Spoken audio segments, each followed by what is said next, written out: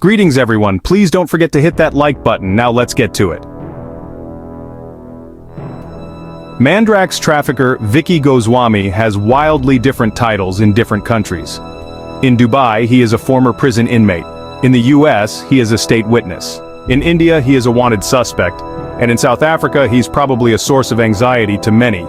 Vicky Goswami was synonymous with suspected high-level Mandrax deals in the 1990s, and was publicly associated with prominent local figures, most notably football boss Irvin Khoza. Goswami fled South Africa in 1995 after the disappearance and suspected murder of Soweto socialite cum drug dealer Dlamini. He surfaced in Dubai but was arrested in 1997 and given a life sentence for dealing in Mandrax. In 2012, after his early release, Goswami disappeared from view only to be re-arrested 2 years later, alongside members of the notorious Akasha brothers drug family in Kenya, from where he was extradited to stand trial in the United States. It has since emerged that Goswami turned state witness bad news for his local criminal associates. What he has revealed so far places South Africa at the center of a sensational story of murder, money laundering, and global drug dealing. 12 tons of chemicals were delivered for Mandrax production in South Africa, and at least 2 assassinations carried out as one of the world's more powerful international cartels tried to maintain its grip on the local drug trade. Another accused fits into this matrix. The US alleged that Mohammed Asif Hafiz, known as the Sultan, was working with Goswami and the Akashas. Hafiz from Pakistan was based in the UK. In 2019, it was reported that Goswami also alleged, in sealed grand jury testimony in the US, that members of the Gupta family were involved in money laundering on behalf of Hafiz. According to the report, Goswami alleged that Gupta associate Salim Essa had introduced him to the Guptas, and that he then in turn connected the Guptas to Hafiz. Essa denied it. That same year, 2019, the US sanctioned Essa, as well as Ajay, Atul and Rajesh Gupta, with the US Treasury Department describing them as members of a significant corruption network in South Africa. It is understood that Goswami and a Zambian national who went on to live in South Africa, Ibrahim Siltki Yusuf, were at one stage brothers-in-law. Their then wives are said to be sisters of Dennis Jedburgh, who is apparently from Zambia and who later operated in South Africa and then the United Arab Emirates. Yusuf was on the Zambian police's radar in the 80s on suspicion of Mandrax dealing. His name also cropped up during a local investigation in a 1987 affidavit. Vuyo Nzeku, a one-time drug smuggler then based in Cape Town, identified Yusuf by his alias Ibu, saying he was a Mandrax seller. It was reported in 2010 that Yusuf's company Intratrek held exclusive distribution rights to a questionable male circumcision device, the Tara clamp, which the KwaZulu-Natal Health Department used in a campaign to prevent HIV transmission. The report also said that Yusuf had been detained in Zambia in the 1980s for Mandrax smuggling and later fled that country. In 2011, the newspaper reported that Yusuf was in business with Billy Masethla, a former National Intelligence Agency head then widely viewed as an ally of then-President Jacob Zuma.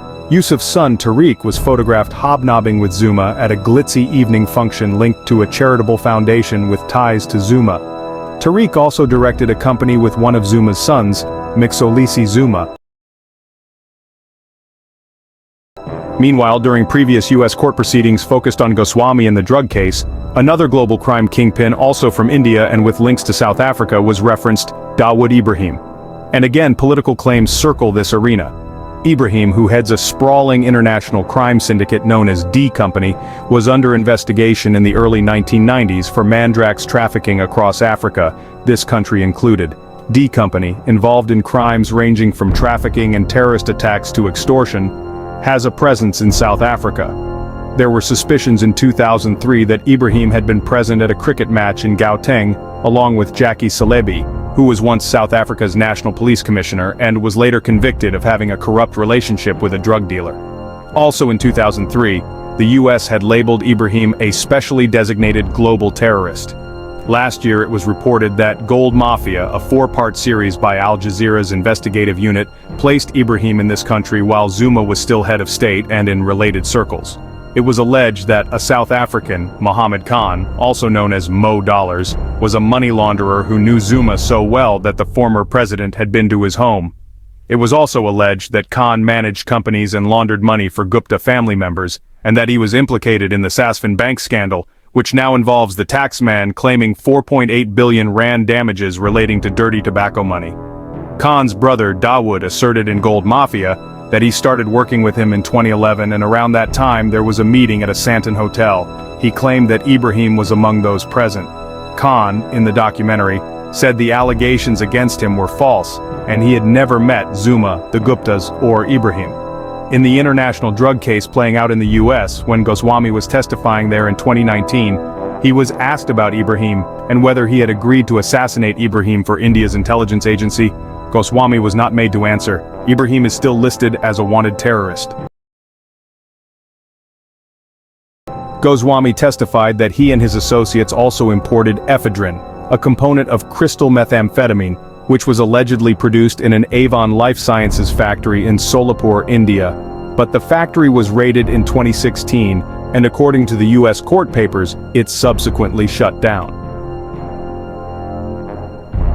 In April 2016, Goswami testified, Bakhtash asked him to get 2 tons of ABBA into South Africa. As part of this plan, Goswami called a man known as Taka in South Africa. But Goswami did not provide the ABBA as he felt he would not make money out of the plan, which angered Bakhtash. Goswami alleged Bakhtash broke into his home after threatening to beat up Goswami's girlfriend. Goswami then told someone known as Mazagati that his associate who he deal with in drugs in South Africa about what Bakhtash had done. Mazagati indicated he wanted Taka killed. Goswami agreed as he said Taka was pressuring Bakhtash for the 2 tons of ABBA, and this led to Bakhtash threatening Goswami. Eliminating Taka would remove the pressure from Bakhtash. Taka was murdered in South Africa the day after Goswami spoke to Mazagati. According to Goswami, some shooters went to his house and they killed him in his house. He alleged he assigned the task of killing Taka to Jedburgh. Between 1991 and about 1993, the then South African Narcotics Bureau's Operation Rose probed Goswami and his suspected local counterparts.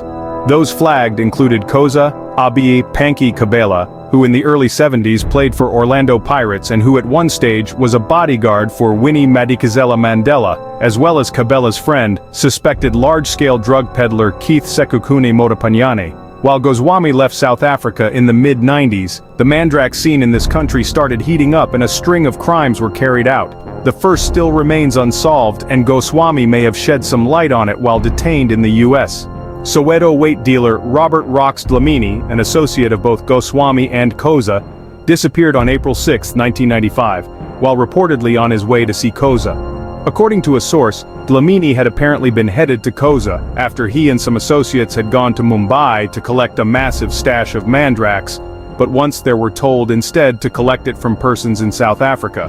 They were left empty-handed and wanted to be reimbursed.